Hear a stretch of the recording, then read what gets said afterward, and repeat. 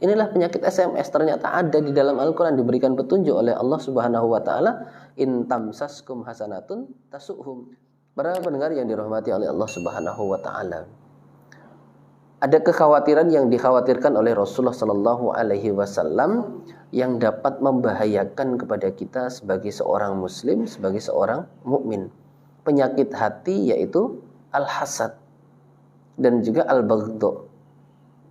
Rasulullah sallallahu alaihi wasallam berpesan kepada kita, dabba ilaikum daul umami qablakum. Penyakitnya orang-orang terdahulu itu akan menjangkiti kepada kalian orang-orang yang beriman, dan itu kita harus waspada. Ya, dabba ilaikum daul umami qablakum.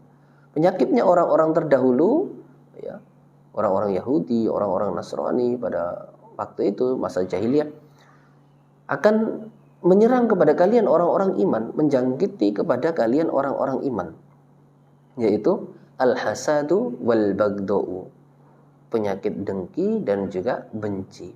Dan ini harus betul-betul kita waspadai, karena dua penyakit ini sangat berbahaya. Kenapa? Bisa menghabiskan amal kebaikan, ya, yang telah kita kerjakan, bisa menghabiskan pahala kebaikan yang kita telah kerjakan. Sedikit demi sedikit akan terkikis. Nah, Rasulullah Shallallahu Alaihi Wasallam memberikan petunjuk kepada kita, wal baghdau hiyal haliqah. Ya. Marah atau benci kepada seseorang itu akan menjadi pencukur. Haliqatuddin, mencukur terhadap agama. Artinya apa? Pahala-pahala kebaikan kita, ya, pahala-pahala ibadah yang telah kita lakukan akan sedikit demi sedikit dicukur habis karena ada kebencian di dalam diri kita. Dan juga ada kedengkian di dalam diri kita.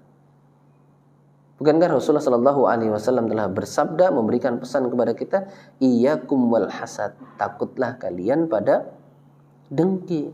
Sebab fa'innal hasada, maka sesungguhnya kedengkian itu yakulul hasanat, akan memakan, menghabiskan kebaikan-kebaikan. Kama ta'kulun narul hatoba, sebagaimana api itu membakar kayu yang kering, akan cepat habisnya. Perlahan sehingga habis. Pahala kebaikan-kebaikan yang telah kita kerjakan akan habis terkikis oleh kedengkian dan juga kebencian yang ada di dalam diri kita. Maka ini yang perlu kita waspadai. Kita waspadai, dan itu penyakit yang akan menjangkiti kepada kita umat Islam.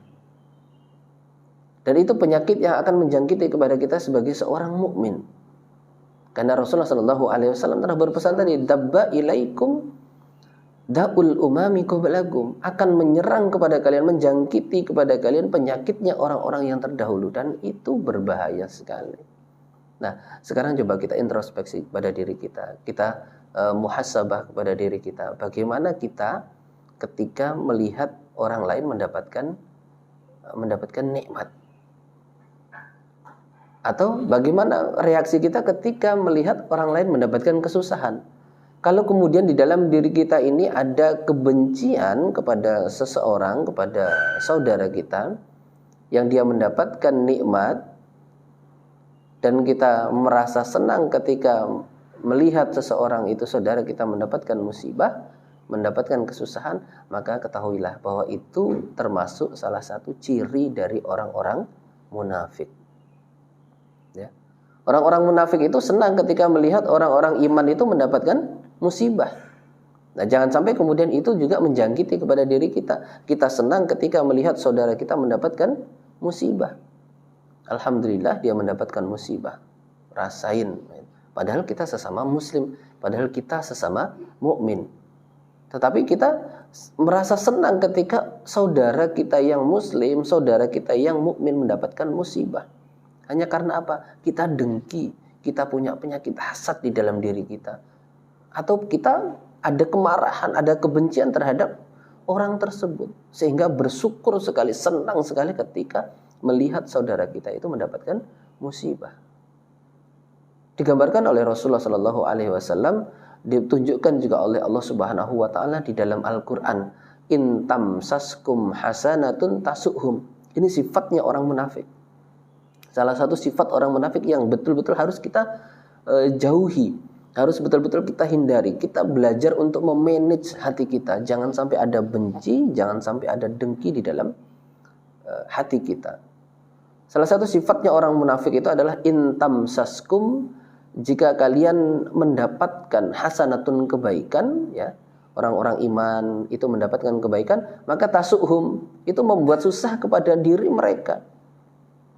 Inilah penyakit SMS, ternyata ada di dalam Al-Quran, diberikan petunjuk oleh Allah Subhanahu wa Ta'ala.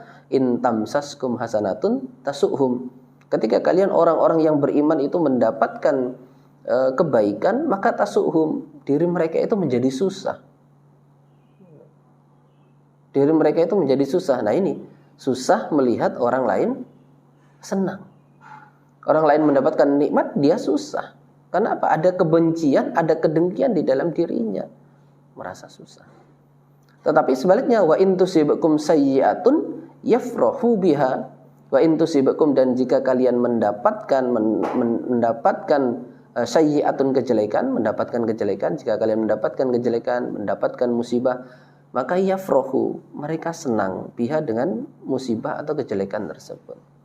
Ya. Sebaliknya, jika kita mendapatkan kejelekan, maka mereka senang. Nah ini, senang melihat orang susah. Ini adalah salah satu ciri dari orang-orang munafik. Dan itu jangan sampai kemudian menjangkiti kepada kita. Kalau kemudian di dalam hati kita ada kebencian, di dalam hati kita ini ada kedengkian, maka kita akan punya penyakit ini, yaitu SMS. Senang melihat orang susah, susah melihat orang senang. Dan itu membahayakan terhadap diri kita.